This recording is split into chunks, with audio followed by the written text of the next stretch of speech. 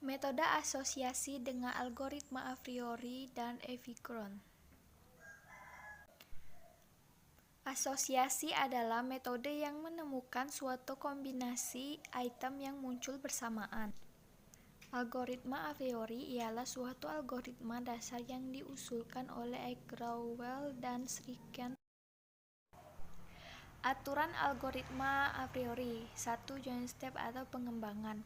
Pada proses ini, setiap item dikembangkan dengan item lainnya sampai tidak terbentuk kombinasi lagi. Yang kedua, prune step atau pemangkasan. Pada proses ini, hasil dari item yang dikombinasikan tadi kemudian dipangkas dengan menggunakan minimum support yang telah ditentukan oleh si user. Algoritma Avignon merupakan pengembangan algoritma a priori.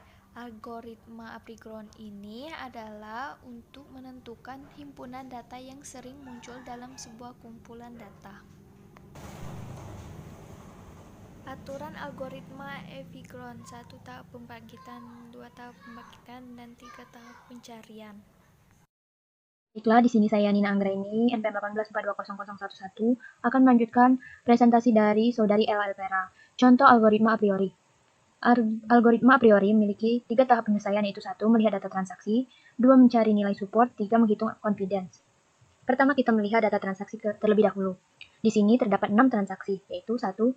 Onion potato burger, 2. Potato burger milk, 3. Milk tea, keempat onion potato milk, kelima onion potato burger tea, keenam onion potato burger milk. Tahap kedua, mencari support. Untuk mencari support, kita menggunakan rumus support X, maka Y sama dengan frequency X, Y per N. N adalah jumlah seluruh transaksi. Sebelum mencari support, kita harus menentukan minimum frequency dan minimum support. Di sini, minimum frequency adalah 3 dan minimum support adalah 50%. Kurang dari itu, maka tidak akan bisa melanjutkan ke perhitungan selanjutnya. Untuk iterasi kombinasi per satu barang, kita harus mencari frekuensi terlebih dahulu untuk mencari support. Contohnya onion. Onion. Berapa kali dia muncul di dalam data transaksi? Onion muncul sebanyak 4 kali, yaitu pada transaksi pertama, keempat, kelima, dan keenam. Jadi frekuensinya adalah 4. Frekuensi itu didapat dari berapa kali barang muncul dalam data transaksi. Jadi untuk onion adalah 4. Frekuensinya adalah 4. Untuk P atau potato ini caranya sama seperti onion, burger atau B, M atau milk, T atau T itu juga sama. Kemudian kita menentukan supportnya.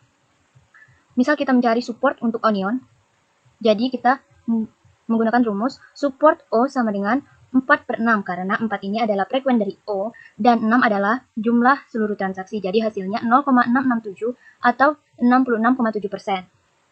Kemudian untuk iterasi kombinasi dua barang, caranya sama, yaitu mencari frekuensi terlebih dahulu.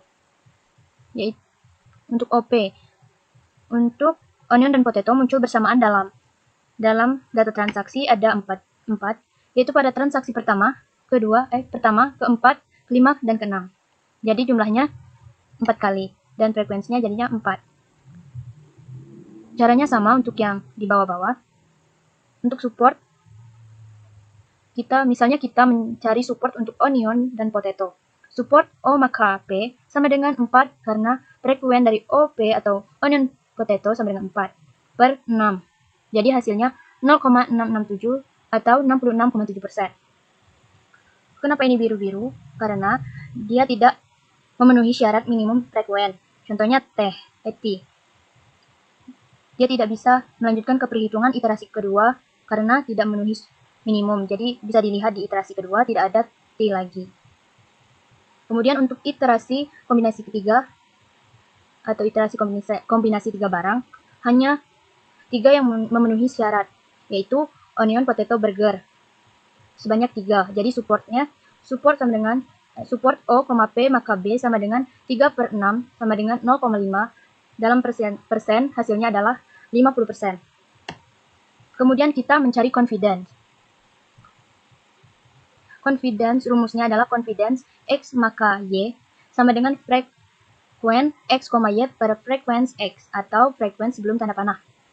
Saya contohkan satu. Misal kita mencari kemungkinan orang membeli onion maka akan membeli potato.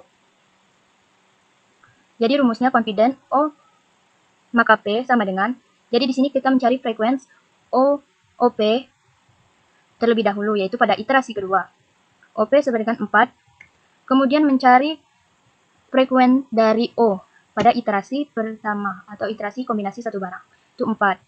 Jadi, confidence O maka P sama dengan 4/4 sama dengan 1 atau 100%. Jadi, dapat disimpulkan jika seseorang membeli onion maka dia akan membeli potato. Untuk yang lainnya juga sama caranya, menggunakan rumus ini. Hasil confident ini biasanya digunakan oleh para seller untuk menyusun strategi penjualannya. Kan di sini sudah didapat, jika seseorang membeli onion, maka dia pasti membeli potato. Jadi, onion dan potato akan diletakkan dalam berdekatan. Itulah penjelasan dari saya. Jika ada kesalahan, saya mohon maaf. Contoh algoritma FV Crowd, di mana di sini ada data transaksi penjualan obat dengan transaksi ada 1 sampai dengan 10, di mana dengan ada nama item Espetroch dan word antitusif, kemudian ada word antitusif Viprogy, Betadine, Decolsin, Botrex, ada Espetroch, Viprogy, Betadine, Hansaplast, Calpanax, yang keempat ada Espetroch, Betadine, Hansaplast, yang kelima ada word antitusif Espetroch, minyak tawon, Viprogy, yang keenam ada Viprogy, Betadine, Espetroch, word antitusif, yang ketujuh ada Espetroch, antangin cair, yang kedelapan ada word antitusif Viprogy, Espetroch, yang kesembilan ada Espetroch, word antitusif Betadine, dan yang ke-10 itu ada words antitusif Viprogy, dan juga Hansaplast. Kemudian di sini ada data kemunculan tiap item, di mana ada item Espetroch, word antitusif, Viprogy, Betadine, Hansaplast, Calpanax, antangin cair, minyak tawon, Decolsin, dan juga Botrex, di mana item Espetroch itu memiliki frekuensi 8, word antitusif itu 7, Viprogy itu 6, Betadine 5, Hansaplast 3, Calpanax 1, antangin cair 1, minyak tawon 1, Decolsin 1, Botrex 1, di mana dapat diketahui frekuensi Espetroch itu 8. Data frekuensi tersebut dapat kita ketahui dari data transaksi sebelumnya, di mana item Espetroch tersebut muncul sebanyak 8 kali pada data transaksi, di mana pada transaksi yang pertama, ada pada transaksi yang ketiga, transaksi keempat, transaksi kelima, transaksi ketujuh, ke-8, dan juga ke-9, sehingga frekuensinya adalah 8. Dan pada data di sini tidak digunakan seluruhnya, karena yang digunakan hanya apabila frekuensi tersebut lebih dari 2, maka Calpanax, antangin cair, minyak tawon, Decolsin, dan juga Botrex, data tersebut tidak akan digunakan. Kemudian, pada data di sampingnya itu ada TID 1 sampai dengan 10 dengan item 1,2, 2, 3, 4, 1,3, 4,7, 1,4,7, 1,2,3, 1,2,3,4, 1, 1,2,3, 1,2,4, 2,3,7, di mana item ini dapat diperoleh. Mengapa dapat menghasilkan 1,2? 1,2 itu dapat dihasilkan atau dapat kita ketahui dari data transaksi yang sebelumnya, di mana pada transaksi yang pertama itu Espetroch dan word antitusif itu muncul sebanyak 1 kali, di mana dapat kita lihat bahwa Espetroch itu berada pada tingkat pertama dan word antitusif itu berada tingkat kedua dengan nilai frekuensi paling tinggi yaitu 8, kemudian dan 7. Dapat kita lihat di data transaksi sebelumnya. Nah, di sini pada ID transaksi pertama itu item Espetroch dan juga word antitusif. Dan dapat kita lihat di sini Espetroch dan word antitusif itu berada pada tingkat pertama dan kedua, sehingga TID 1 itu dengan item 1,2. Yang selanjutnya itu ada item pada TID 2 itu yaitu 2,3,4. Dapat kita lihat dari data transaksi yang sebelumnya, di mana di sini ada word antitusif, Viprogy, Betadine, Decolsin, dan Botrex. Namun Decolsin dan Botrex itu tidak dipakai, sehingga yang muncul itu hanya word antitusif berada pada tingkat kedua, Viprogy 3, dan Betadine itu 4, sehingga hasilnya adalah 2, 3, dan 4. Kemudian di sini ada pembentukan FP3, di mana hasil pembentukan FP3 setelah pembacaan TID 1 itu ada 0, 1/1, dan 2/1. Mengapa dapat dihasilkan seperti itu? Ini dapat kita lihat dari tabel yang sebelumnya lagi. Di sini ada TID 1 item 1,2 itu muncul 1 kali. Kemudian di sini ada pembentukan FP3 pembacaan TID 2 itu ada 3, 4, dan 5. Itu item 3, 4, dan 5 itu muncul sebanyak 1 kali pada TID kedua. Ini dapat kita lihat pada TID kedua ada item 2, 3, dan 4 itu muncul sebanyak 1 kali. Nah, di sini ada hasil pembentukan FP3 setelah pembacaan TID ke-10. Mengapa dapat berbentuk seperti ini, seperti bentuk pohon, itu dapat kita hasilkan dari tabel yang sebelumnya, dari tabel TID dan juga item ini. Di sini dapat kita urutkan. Yang pertama itu ada item 1,2, kemudian ada item 2, 3, dan juga 4, dan seterusnya sehingga akan membentuk seperti ini. Mengapa di sini ada keterangan 1/8? Angka 8 itu diperoleh dari frekuensi atau jumlah item ini muncul pada data transaksi tersebut. Kan sudah kita ketahui sebelumnya bahwa item yang pertama itu muncul sebanyak 8 kali pada data transaksi penjualan obat, sehingga dapat ditulis di sini bahwa satu itu muncul sebanyak 8 kali. Nah, di sini selanjutnya ada kondisi FP3 untuk item ke-7. Di sini setiap item yang bukan angka 7 itu akan diberi nilai 0, dan selanjutnya akan nilai pada item 7 itu akan dinaikkan sampai dengan 0. Sehingga kita dapat lihat pada samping kanan di sini ada 41, 31, 11. Di sini nanti hasil yang akan muncul itu adalah 134. Dan di sini selanjutnya ada kondisi FP3 untuk item keempat, di mana sama halnya dengan item 7 tadi, setiap item yang bukan 4 akan diberikan nilai 0, dan nilai pada item 4 itu akan dinaikkan sampai dengan 0, sehingga subset yang dihasilkan adalah 1,4, 1,24, 1,34, 2,34, 2,4, 3,4, dan 4. Selanjutnya ada kondisi FP3 untuk item 3. Ini sama pengerjaannya dengan item sebelumnya, di mana setiap item yang bukan dengan nilai 3 itu akan diberi nilai 0, namun dengan nilai 3 nilai itu akan dinaikkan sampai dengan ke 0, sehingga hasilnya nanti akan berupa 1,2 dan juga 2.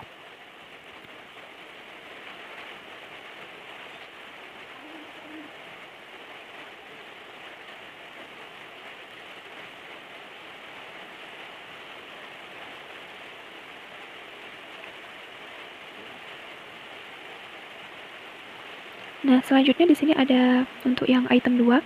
Sama halnya dengan sebelumnya, setiap item yang bukan 2 itu akan diberi nilai 0, dan yang nilai dari 2 itu akan dinaikkan sampai dengan ke 0, sehingga subset yang akan dihasilkan nanti berupa 1,2 dan juga 2.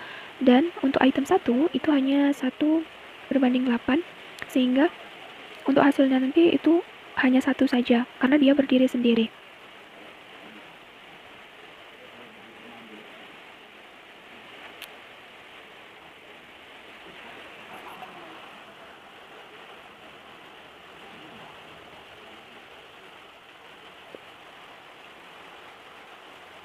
Dan setelah kita lakukan beberapa langkah sebelumnya dengan menggunakan FP3, maka akan diperoleh tabel